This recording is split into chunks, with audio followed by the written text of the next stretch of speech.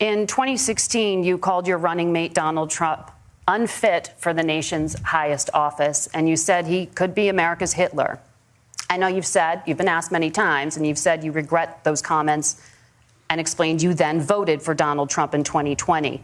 But the Washington Post reported new messages last week in which you also disparaged Trump's economic record while he was president, writing to someone in 2020, quote, Trump thoroughly failed to deliver his economic populism. You're now his running mate, and you've shifted many of your policy stances to align with his. If you become vice president, why should Americans trust that you will give Donald Trump the advice he needs to hear and not just the advice he wants to hear?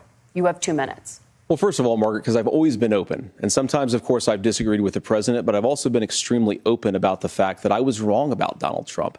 I was wrong, first of all, because I believed some of the media stories that turned out to be dishonest fabrications of his record. But most importantly, Donald Trump delivered for the American people. Rising wages, rising take-home pay, an economy that worked for normal Americans, a secure southern border, a lot of things, frankly, that I didn't think he'd be able to deliver on. And yeah, when you screw up, when you misspeak, when you get something wrong and you change your mind, you ought to be honest with the American people about it. It's one of the reasons, Margaret, why I've done so many interviews is because I think it's important to actually explain to the American people where I come down on the issues and what changed. Now, you pointed out to messages from 2020.